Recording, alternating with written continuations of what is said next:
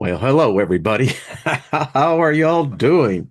You ever get in that place where you got a thought and you're writing it down and it seems like time just I don't know, advances, speeds up. There you go. I can hear myself actually coming and going. Hey, tell me everything is new. Anyway, it is a beautiful day, hot, but that's what summer's supposed to be, isn't it? But some places is hotter than others. So Gilbert, what you said, 102, 103 out there in Colorado, and like 1-2% humidity. Yeah, man, I remember those. Yeah. So let's just send some, clouds and some gentle rain there to the Front Range. All right. All right, Gilbert. Did my part, brother. Much love to you. Welcome, everybody. Thank you for, hey, giving an hour of your time, which is an honor. It means something because it is your time, and it is time that you spend that, well, hopefully it'll give a good dividend. Rhyming, right?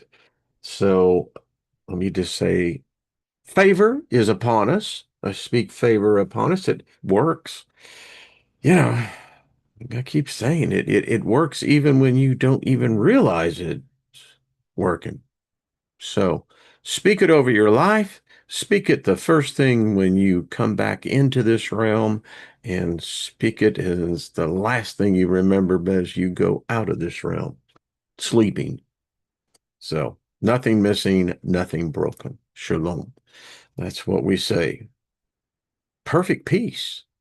Got nothing broken in your life, you know?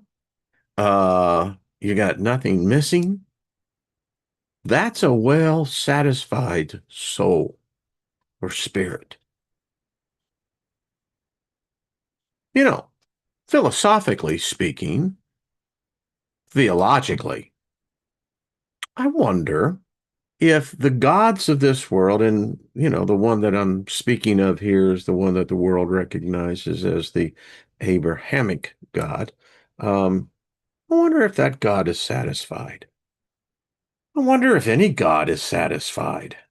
Nothing missing, nothing broken. Hmm. Think about it. Wonder what a God would be like that was like that. Nothing missing, nothing broken. The God that I once knew, oh man, that God needed therapy. That's all I gotta say, I'll move right on along. Hello, everybody in the chat room. What's up? Good to see everybody. Max, hello from Ohio. Is it hot there? Warm, muggy? From the Mountain West, of North Carolina. Welcome. Thank you, Max. Appreciate that. Hey, Nina, what's up, girl? We're going to get together. Her and Robert do that show on Sunday, I think it is. So, yeah, things get pushed back, but we'll get them into the mix. That's what we do. Roger, hello. How are you doing? Loretta, what's up, sweetie? Maria, good to see you as well. And Michelle, Gilbert. Um, so Mission had to take a muscle relaxer. Oh, I've been there. Any of you got suffering like that? Speaking healing, man. Yeah, that's the kind of stuff that sucks. Boy, pain will make you odd, isn't it? How pain will make you more alive than joy. That's how it sounds weird, I know, but you take for granted everything in this marvelous pressure suit. That's what these bodies are. They're just pressure suits. We live in an environment that has an atmospheric pressure to it. It impacts us all, sometimes good, sometimes bad. But nevertheless, and these pressure suits are designed to accommodate whether you believe soul, spirit, it's an energy in these bodies where it doesn't leak out into this atmosphere that's got this pressure to it. That's far fucking out, man. I don't care what anyone says. And we take it for granted until something punctures it or something goes awry, divided peace. That's what disease means. So, but they're amazing. I mean, I look at this one, 25,190 plus days counting. Love me, love my body. It'll be the image that I will carry with me as I enter into my original form, as you will. Oh, come on, that's as far out. I don't care what anyone says. So, what else is up, everyone? Rick, how are you doing? Good to see you, True Wave. Dave, greetings. Good to see you as well. And everybody else, Emperor Rex, good to see you. Well, look at there. Uh, Greg, good to see you. Yeah, we're gonna have to hook up. Just the stuff that, gets in the middle, you go, what the hell? But anyway, get that. Joyce, good to see you, darling. And anyway, we move lost in space. I saw go from Croatia, know thyself. Anyway, Jackie, what's up? Good to see you as well.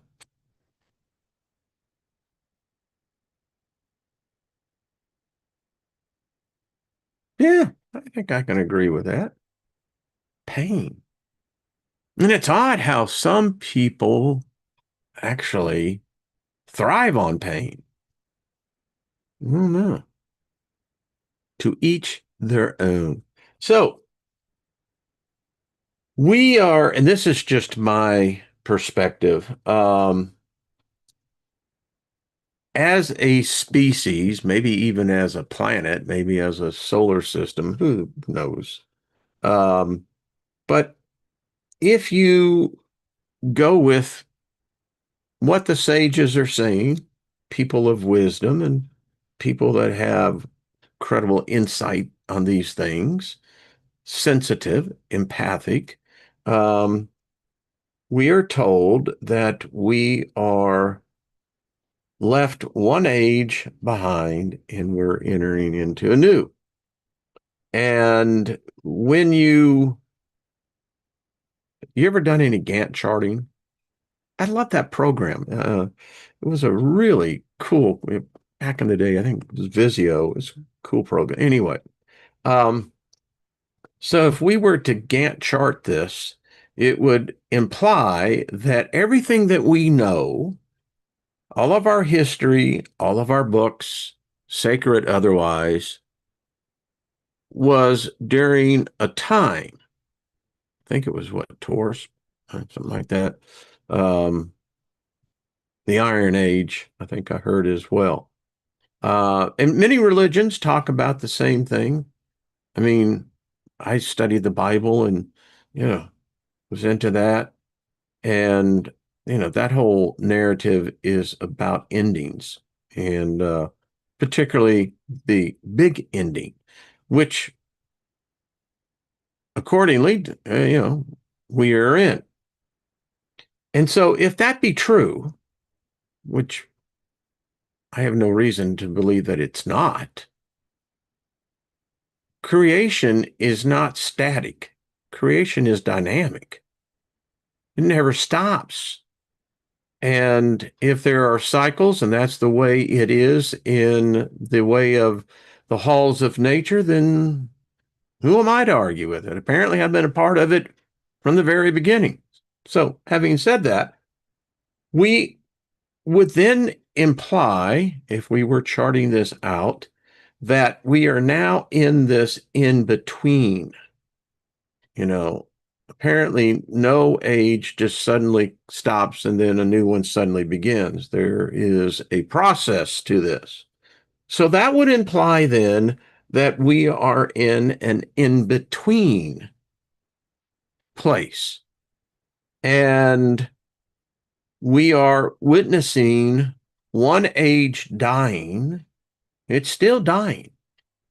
It's still breathing, still got a pulse. And yet we are witnessing the birthing of a new age.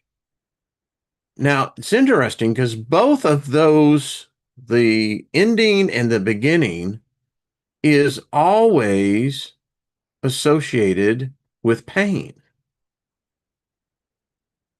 It's what most people fear about dying is that it hurts. Don't worry about it. Even if it does, it's going to be like that. And now, the birthing thing, I think we could all say, since we've all experienced it, if you haven't, please email me. I'd love to talk to you and find out how you got here without that happening. But anyway, we know that this birthing thing, man, it's intense. It's pressure. It's just, wave after wave of, holy crap. But yet, in the meantime, the birthing of this age and this new age is making itself known.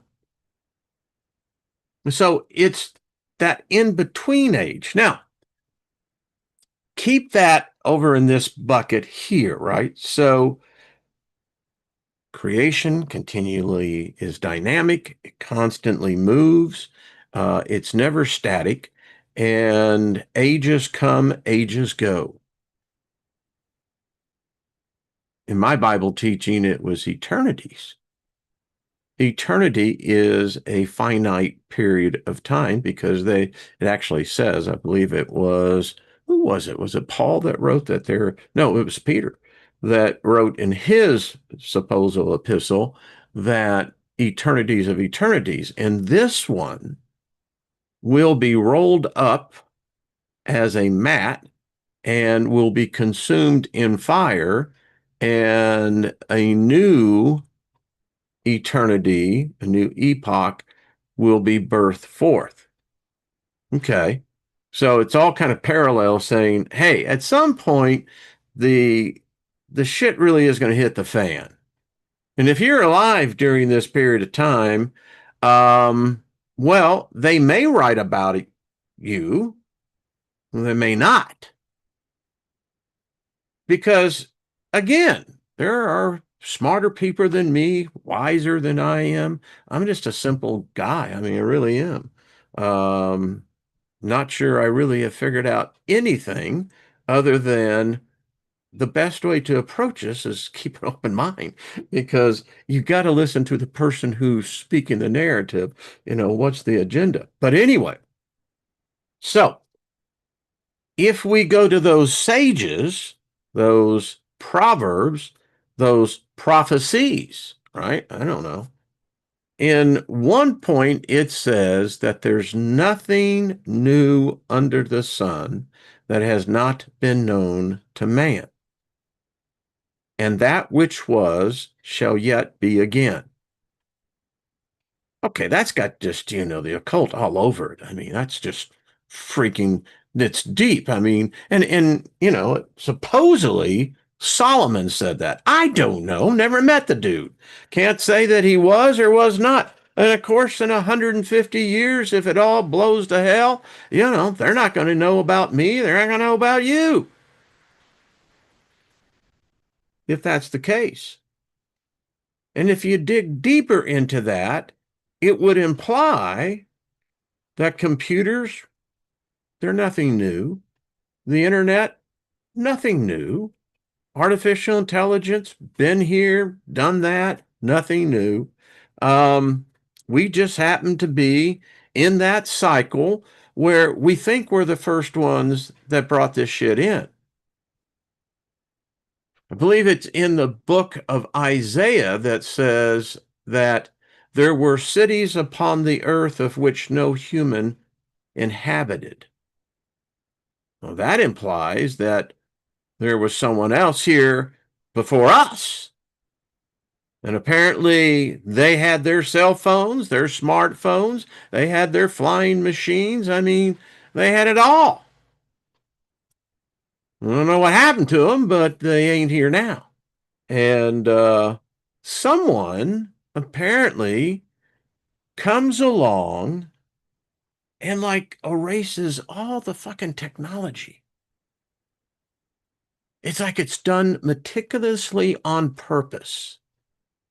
Now they may screw up and, leave what appeared to be a core reactor, but yet they found the damn thing, 300 feet down and it had turned to stone. I don't know. I wasn't there. Uh, but I mean, we think electricity is our invention. That's bullshit. Um, been around. And so what it implies is that, you know, we're just saying we've been here before and it looks like we may be here yet again. I don't know how long that takes. Does it really matter? I mean, you're here at this time and hey, dig it, man. I mean, you're at kind of that special thing. I mean, you pass over to the other side, you've got bragging rights, you know? Yeah, man. I was there when that shit went down. Yeah. Yeah. Oh man, it was quite an experience. And I mean, you'll have billions of other spirits around you going, well, what was it like? Yeah. You're going to be able to tell the story, your own story. But that story is unfolding even as we talk. Um, and so this in between time, we've been here before, generations of humans, maybe non-humans. I mean, what is God? Is God a human intelligence or is it a non-human intelligence? And if it's a non-human intelligence, then how could there be anything relatable between it and us?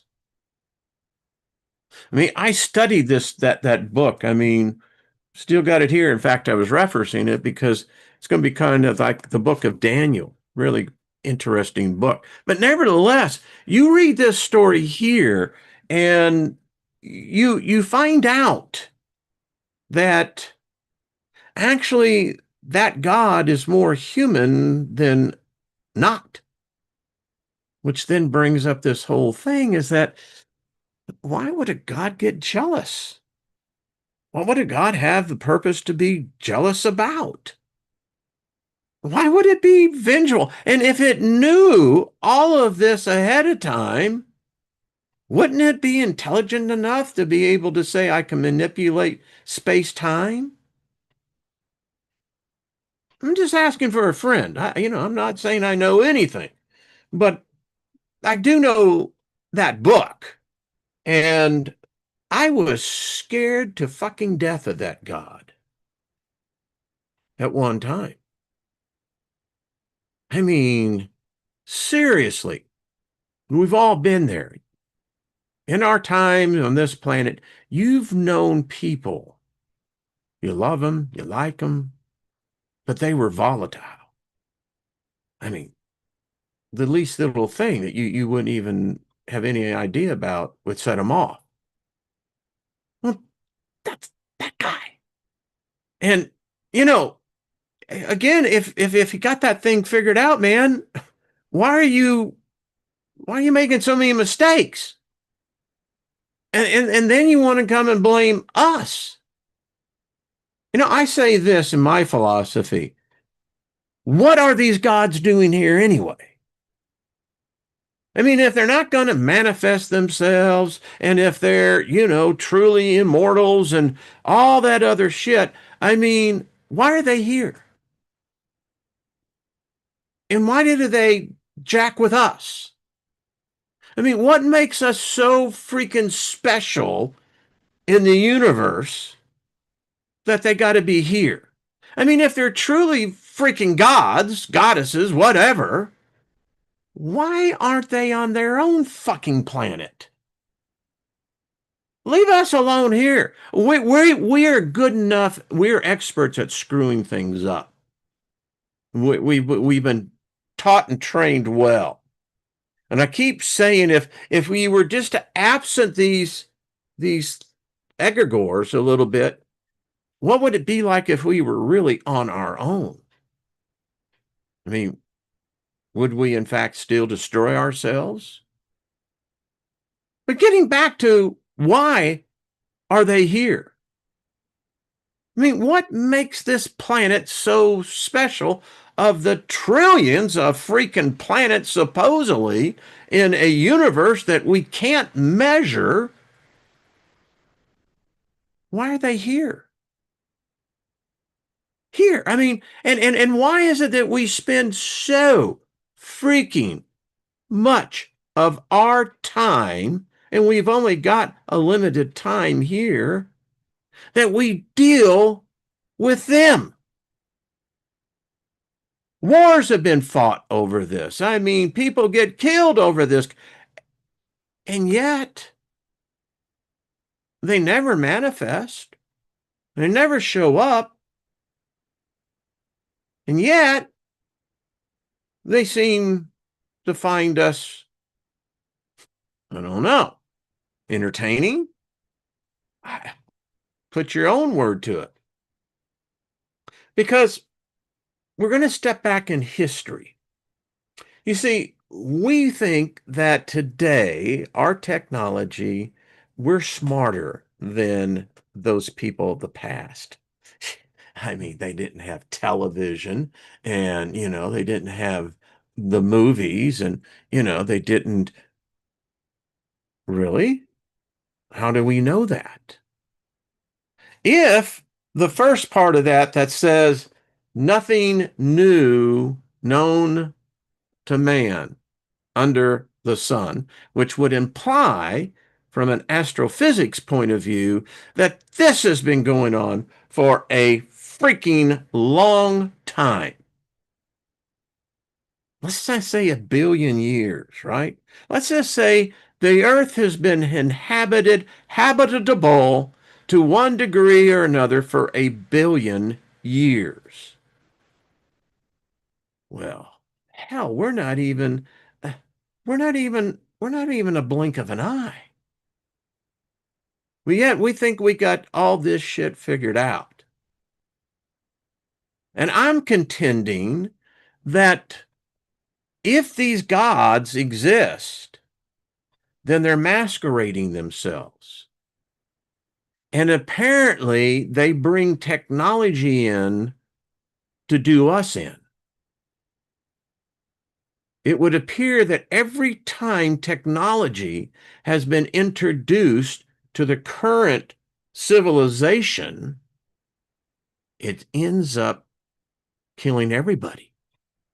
No one gets out alive except them. And so I'm just trying to bring a different perspective to what's happening today. You've got so-called humans that, are all into about the war thing, killing people, hurting people, dividing people. And, it's like they're not human. It's like something has taken over their brains. Something's taken over their very soul, if they have one. So I contend that much of our current technology can actually be traced back to a particular point. Now, Göbekli Tepe, we know that there was a civilization here that we don't have any record of except for the monuments that they buried. Now, my theory and hypothesis is that actually we do. Particularly the first couple books of Genesis, which is actually taken from the Epic of Gilgamesh, in which he was telling the tale of this planet. But if you look at it, it tells in the book of Genesis, from Genesis 1 to 2, that there apparently was an asteroid that hit this planet. Something hit this planet and burned it up. Okay. So My contention is that the technology survived. Why? Well, because it would be associated with whoever these entities are.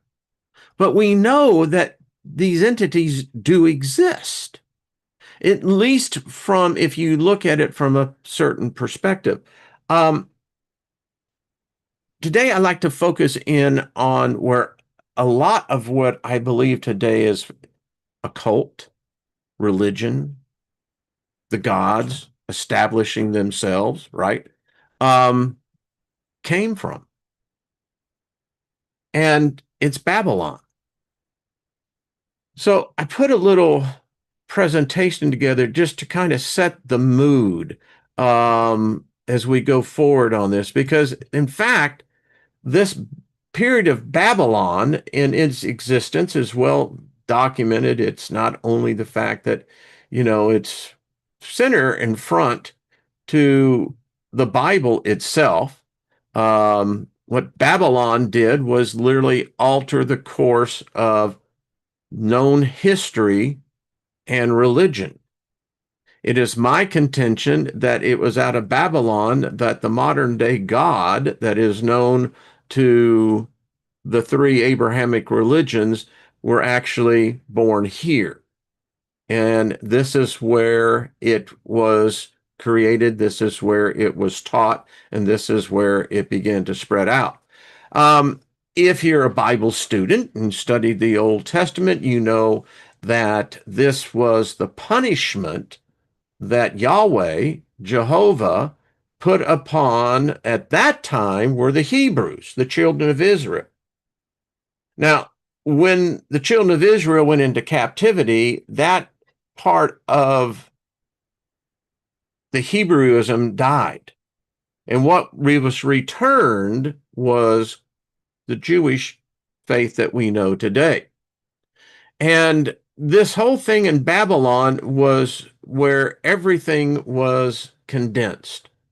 It's just from the books that I've read, and like I said, even if you study the Old Testament, book of Daniel, read Daniel from a perspective as a technologist. That'll begin to change the whole thing. And what's really interesting about Babylon was the fact that when you look at Mesopotamia and how it was then the collected consciousness of Samaria, Egypt, all of this, the Tower of Babel, and of course, Babylon itself. It's one of those things that so much today. Think about Zachariah Stitchin, for instance, and I can just go on. Nibiru, Wandering Star, Wandering Planet. But a technology nevertheless existed. It existed in Babylon, and it was well high tech. This image particularly, this is Humbadi, Humbabarati, I believe I probably butchered that, but who cares? The fact is, this one here has always been one that began to set the course that they knew something. They knew they knew technology. They knew they know things that we have forgotten. And this time of Nebuchadnezzar plays a major role, by the way, in the Old Testament in reshaping the history of humanity. And their technology it befuddles the imagination when you realize how technically advanced this society was. And they were advanced in the what we would call the craft. You talk about schools of wisdom, they all originated here. All of it. Anything that's in the West originated here. They had an understanding of, I've got a PDF that will kind of explain it. I believe they were the last humans that had the understanding before the separation. And by the separation, I mean when we separated ourselves from nature. And then we began to think of ourselves that we were part of creation by itself. The imagery that has been depicted by artists it's again, it's amazing. I read in one account, they said that when Nebuchadnezzar conquered Jerusalem, big deal, because where was God then? This Hebrew God that was within the Ark of the Covenant. Where did that God go? There was a time when no human could pass, the Holy of Holies. Nebuchadnezzar had no problem with this. You know, neither did Titus, but that's for another time. But this time in Babylon, they knew things. They knew the occult. They talked with the gods, these eternals, or however you want to call it. In fact, I believe that these eternals, whatever you want to call them, actually took human form and walked amongst the people. We know much about this because we found artifacts. It's often said, it's really interesting that we can find artifacts that go back to Babylon and beyond, but you can't show me one picture of a Jesus. I'm just don't listen. I just digress. But what's more importantly is that when you look at the modern day demonology that has been set up and adapted by Christianity, they adapted something that was far more ancient. But the fact is that these were not from the imagination. These were, in fact, physical creatures. Frightening to imagine that a human could actually interact with another species. And by the way, this other species were monkeys compared to them. They have a knowledge, and whether they're just long-lived, whether they're truly immortal, you decide for yourself. But what we do know is that they were not just from the mental image, no. Babylon contained a knowledge that we lost. It is said that when the library in Alexandria was burned, that it contained much of the knowledge that was taken from Babylon. Quite interesting, isn't it? I mean,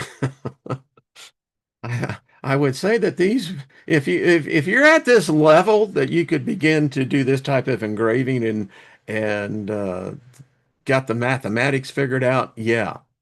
Uh, these are the what's left. Yeah. Well, so they say. I haven't been there, but I'll believe what the archaeologist. Um, this is a replica of what it must have looked like. They had the use of paint and color, and remember, this is supposedly just from brick, right? Yeah, sure. This is an artist's rendition of the description of what it was like in their plazas, their marketplaces, the condominiums of where the people lived. They had multi-storied buildings. It was no big deal for a building to be 10, maybe 15 stories high. And again, all from mud and brick. But yet, it's, again, seventh, I believe, Babylon, the Hanging Gardens, I think, is what, the sixth wonder of the world? Maybe right around there. But when you look and marvel at the architecture, the technology, we can't do this today. And yet, this was very commonplace. It is said that over 1 million people lived in that area. 1 million people. Think about this. Think about the food requirement. Think about sanitation. Think about just feeding, transportation, the logistics that would be required. It is on a scale that even today we would have probably problems pulling off. Commonplace. It is also the contention of those who have studied this period of time. They were dealing with the extraterrestrials, maybe the interterrestrials. We knew that they possessed a magic that has, for the most part, been lost. References been given on, even again, go read the Old Testament, you'll find it. Read the book of Daniel from a perspective as a mystic. Read it as an occultist. It's fucking mind blowing. Whatever Daniel and whatever they were dealing with was certainly, I would say, a non human intelligence. But imagine the skills, the requirements. And this was, at a time that, was still very arid. Uh, it's beyond the pale of imagination of most people. Why? Well, most people don't think that this is any big deal. But in fact, it is. It's a very big deal. Um, it's my contention, it's just an hypothesis that, again, if you study the occult, if you are a witch, a practicing wizard, whatever you may be, a priest, a priestess, um, a preacher, a pastor, whatever, the knowledge that you are studying and consuming is from a time that we don't remember. We don't remember what was really going on. But what we do know what was going on, it was far beyond our technology. Now, as I said earlier, it would be my contention that this technology is not our friend. It eventually puts us all to an end. It just does. I mean, I'm just, again, my point of view, but uh, that's what it is. And I want to get to pull this up. Here we go. So this is a paper. Its title is "The Technology of Magic and the Magic of Technology."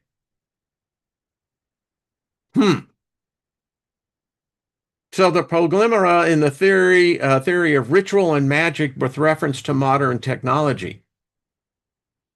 You can look at modern technology that we take for granted because we're already addicted. We're already in the machine. But go back 200 years ago, and people today would, number one, say that we were all possessed. And they would probably run in fear or try to destroy the technology that we take for granted as everyday living. They would call it black magic. They would call it of the devil. They would call it anti-non-human. Well, we don't see it that way because we're smart. We have God. You go to your search engine, it's God. And in the 50 years, if we live that far, it will be God. They won't have any need for a Bible or a Quran or any holy book. Why? Because God will already have it there. And I don't need to read it because God will tell me if I need to know one piece. The author on this, Hans Rulius, I thought was interesting. I just want to read just a couple. I got some others that I want to bring into it because we're talking about technology. We're talking about its origins being far older than what we can think about. Again, people think that the modern computer could not have existed in, let's say, 8,000, 9,000 years ago because they weren't smart enough to figure out electricity.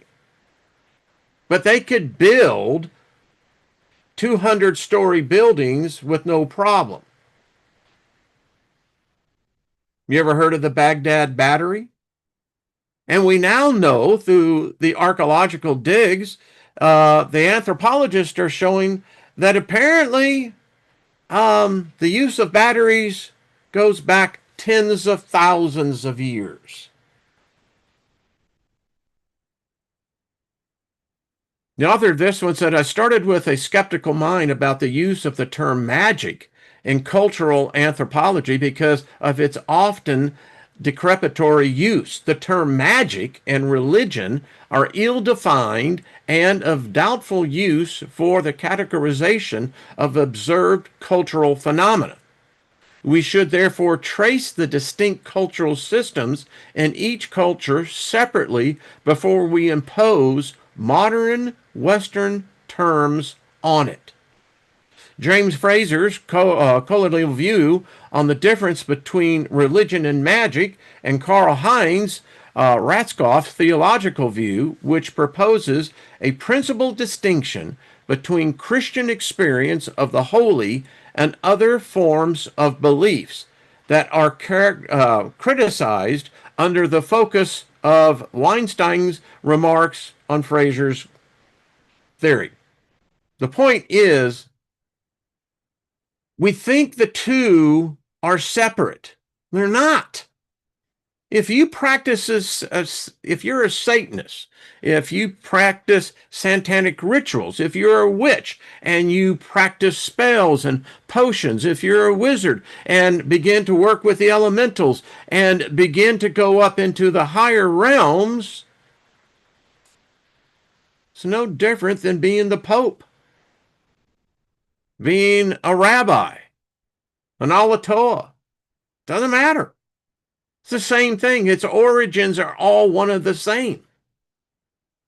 Magic is religion. Religion could not exist without magic. But the distortion has been is that the hijacking of what the term magic really means. It is not a distortion. It's not an illusion.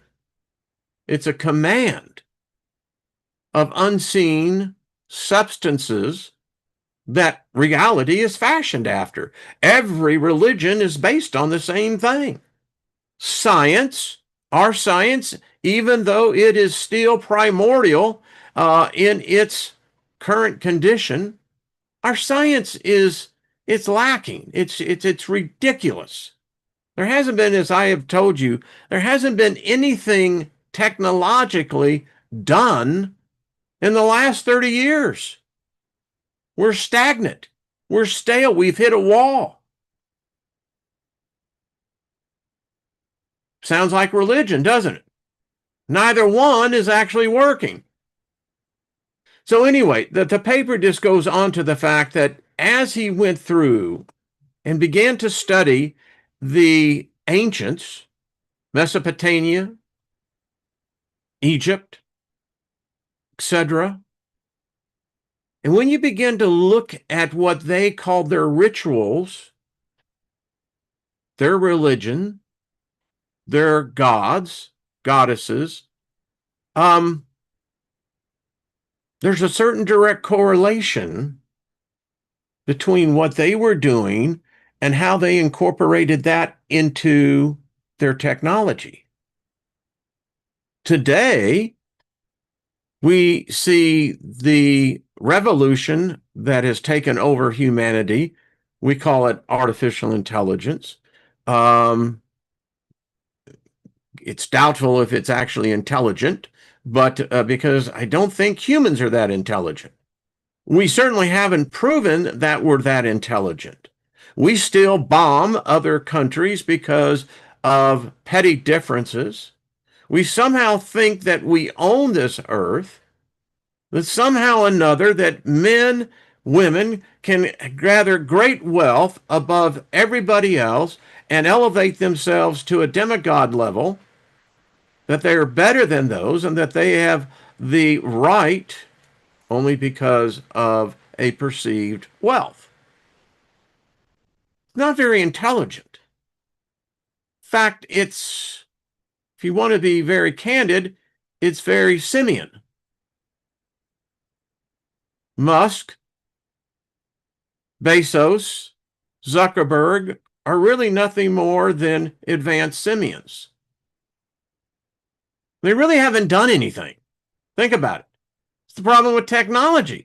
It has so stagnated and staled itself that we marvel at this thing called artificial intelligence, but actually that's the laziest way at all to have this thing working. Apparently, cultures and civilizations of the past were far more advanced than where we are. That's not to say that eventually that we may not get there.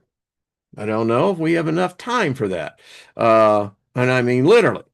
But anyway, this was a really cool paper because it brings in this aspect that technology is not what we have been told that it is.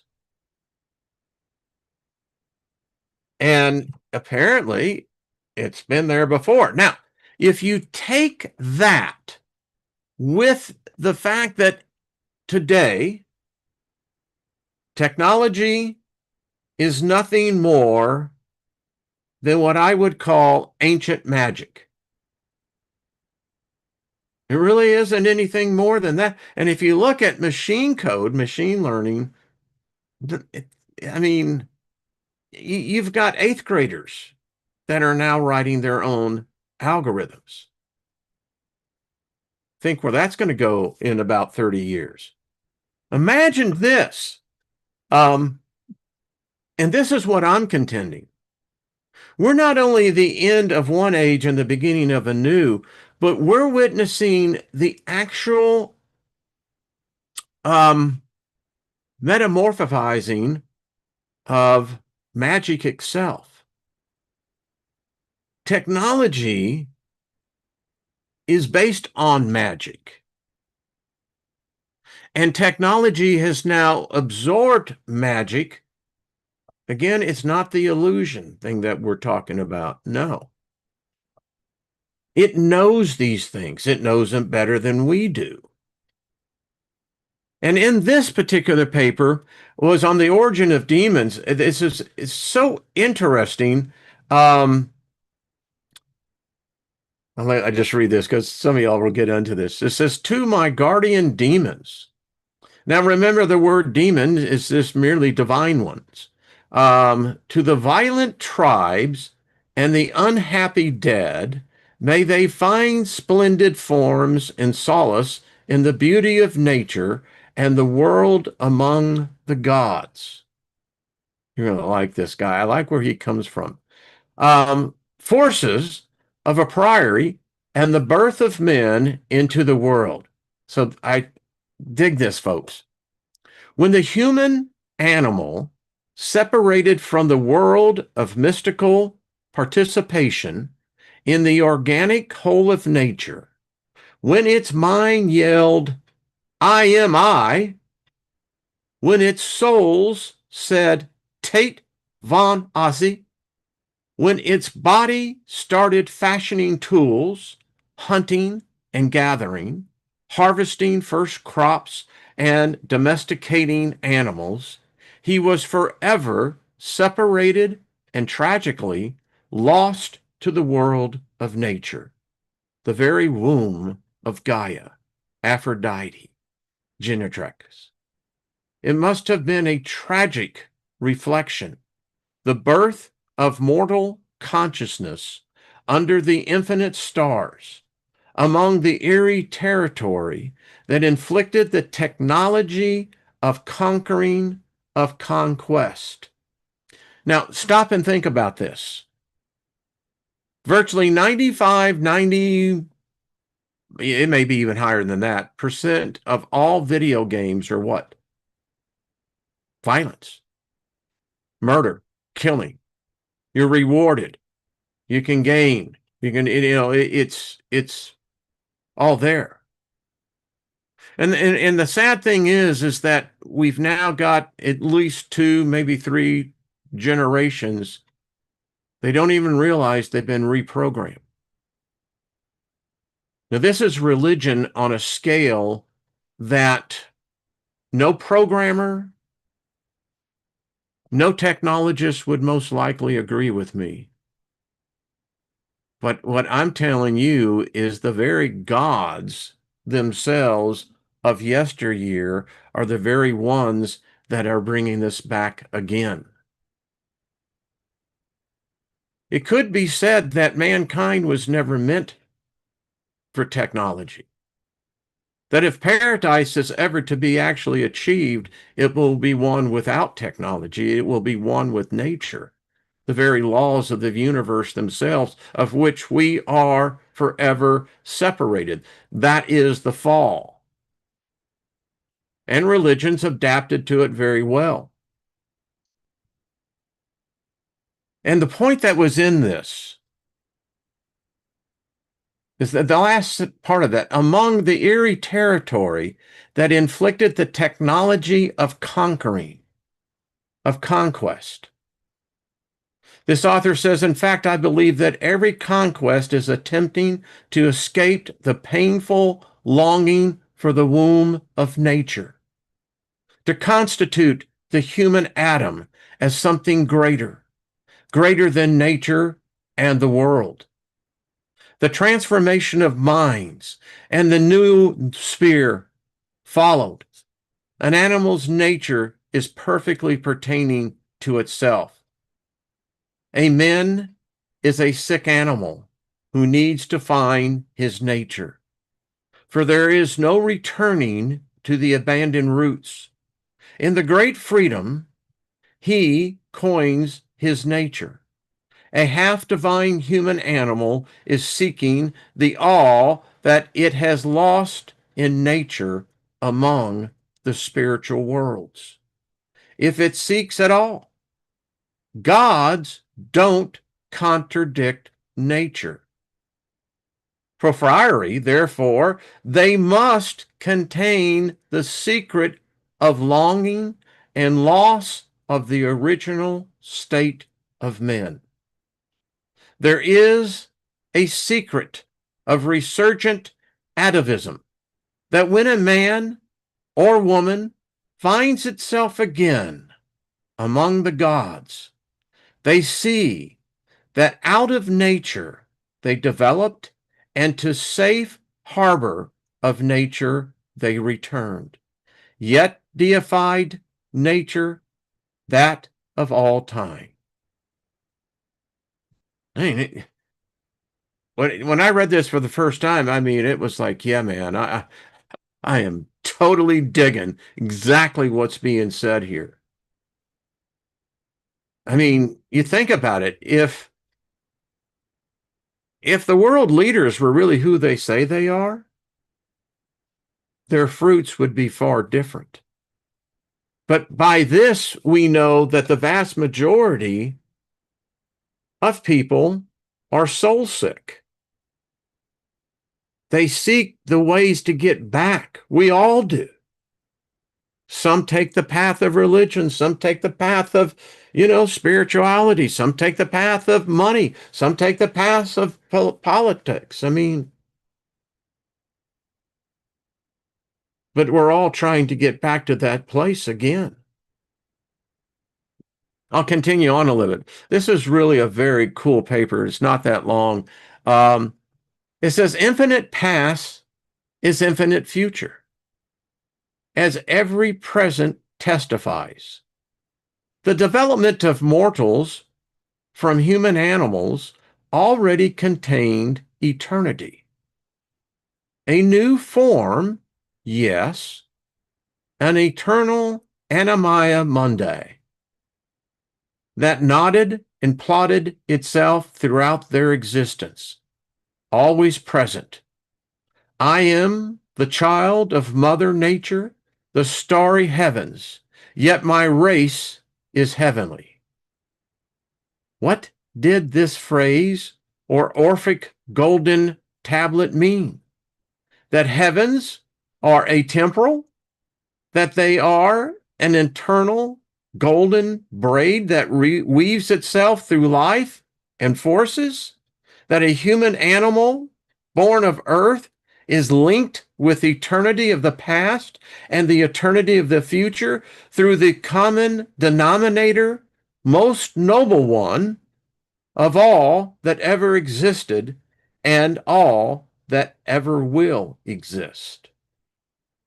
That affirms the evolution of life forms, that also bears the sacredness of life that may be annihilated, devoured, torn to shreds, infested, parasite, eat, hunt, conquer, and in the end become rectified into the Godhead.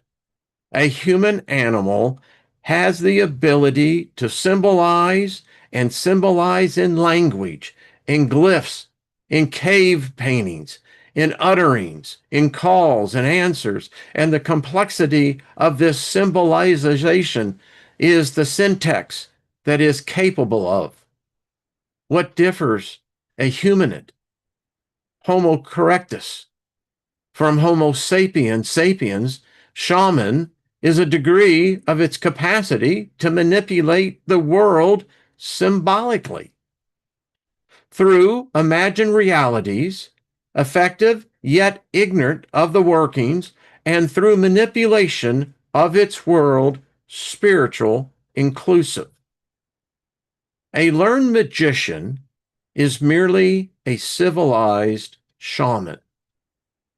His arsenal of tools is symbolization, has grown with civilizational science, syntax, semantics that shape his mind, and hermetics, and yet so many modern men are deprived of the capacity to use their finest tool to symbolize in an advanced, splendid, beautiful, humane fashion, to capitalize on the finest achievements of civilization and cultures, and to incorporate what is nowadays treated as some leftovers of ancient past.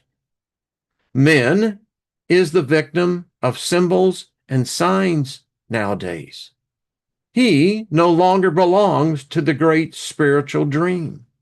He is repeating and replicating a sandbox of what he absorbs and digests. Like every technique created by man that overreached men, it made him into a slave of his creation.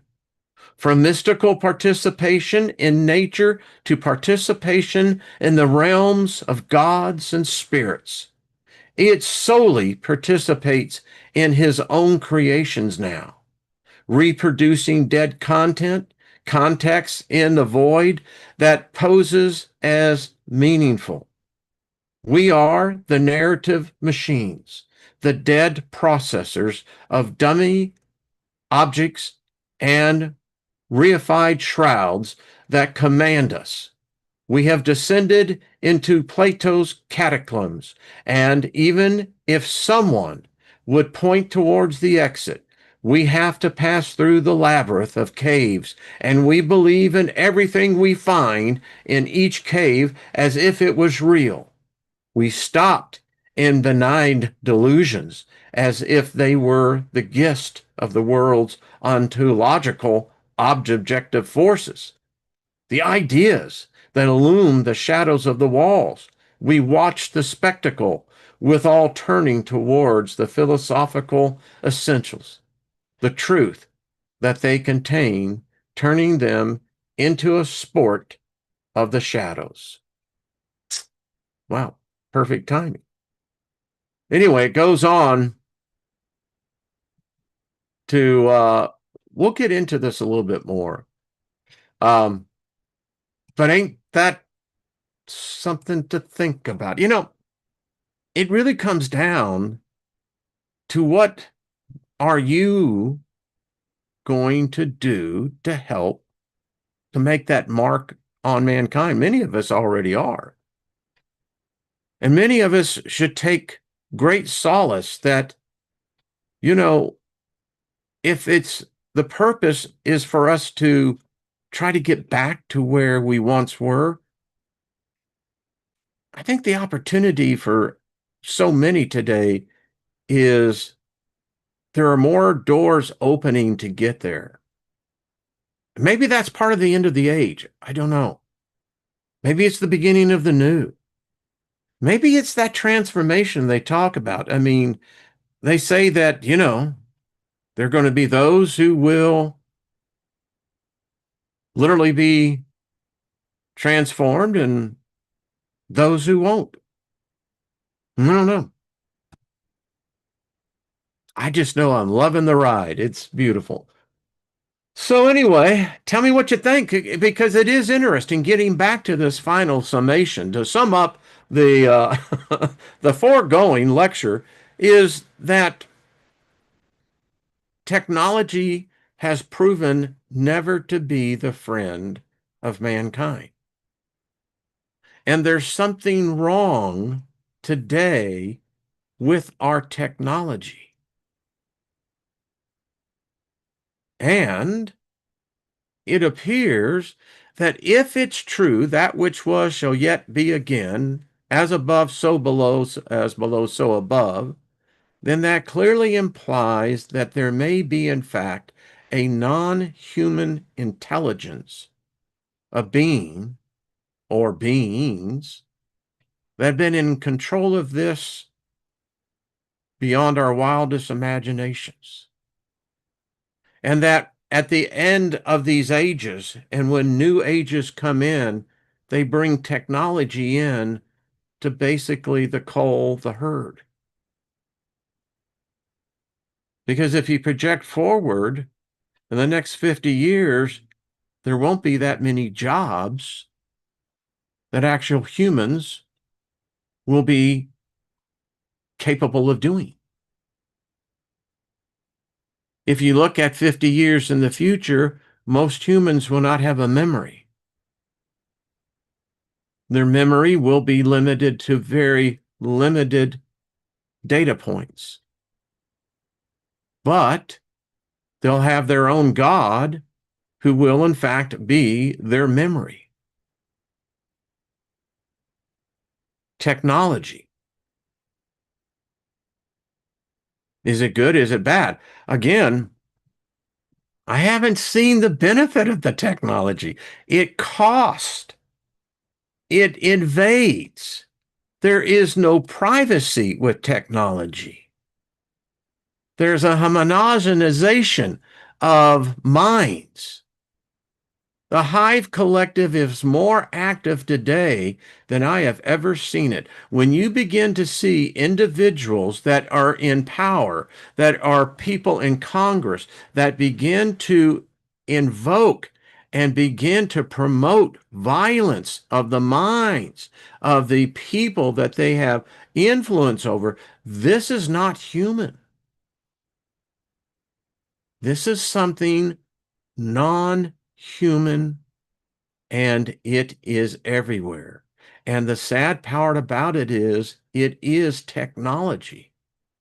Listen, check me out on fact check. When Facebook did their first AI, it became psychotic, psychopath. It learned from us. And the same thing when you read about the gods. I mean, this God's crazy. I mean, think about it. It kills. It curses. And then you got the demons, they're supposedly on the bad guys, but why would the bad guys want to be the bad guys? Because the other guy that's the good guy was the one that it's like, what? And why us? Why is it that they're even here? Maybe we really aren't here. And I didn't even get into the fact that you get into the book of Daniel and start reading that. That is powerful fucking magic, man. I mean, they're dealing with entities that are like, where did they go? Where did they come from? And I don't think they left. You know? I mean, Jesus may have left Chicago, but I don't know about the rest of them. You know? All right, everybody, had fun. I believe that Mike and Cindy from Evolution Healing Arts will be here tomorrow. Um, really looking forward to seeing uh, their take on the events because, folks, it's happening even as we're talking right now. I mean, it's like, holy crap, you're watching this, and from an occultist point of view. I mean, I'm seeing freaking magic. I'm seeing spells being cast. I mean, I'm seeing some heavy, heavy occultism taking place in these world leaders. And then I'm seeing it going down to the individual level, and I'm going, holy shit. I mean, these people are under a spell. And the problem is the spell's a curse, and you can't say anything because they'll look at you like you're freaking nuts. The best that we can do is just go, we tried to tell you. I mean, I don't know what to say. All right, everybody. Um, quit coughing. Boy. Anyway, this has been fun. This is why we come here. Not that any of this can we prove or disprove. Um, because number one, like I never met any cat that wrote, any holy book. They're all dead. Well, how do I know that they wrote that? Well, I've seen enough history manipulated. And the thing about it is, when you get to a certain age level, and you start looking to seeing what this thing's doing, how it's rewriting history, literally rewriting history, and you're old enough to say, bullshit. I lived through that. That ain't what happened. But that's what's going to be known as history. And they say I'm eccentric. Okay, fine. Wayne's World is a beautiful place. You're all welcome. All right, folks. Have fun the rest of the day. Hope to see you tomorrow. And yeah, you have to admit, if reality is what they say, it is truly the most mind-blowing amusement park ever. Ever. Maybe that's what these beings think. I don't know. I mean, you know, why would the devil be the devil? I mean, if you've got all this pride, why be limited to just, one genre? Hell no. I did it my way. All right, everybody. Much love to you, and we'll see each other tomorrow, one way or the other. Hopefully, with Mike and Cindy, because there is so much going on. All right, peace, favor, speak that favor. You know, I challenge any time that evil thing come, I go, well, now wait a minute. I'm just going to speak favor over here. Don't do that. Don't do this. Like throwing water on the wicked witch, right?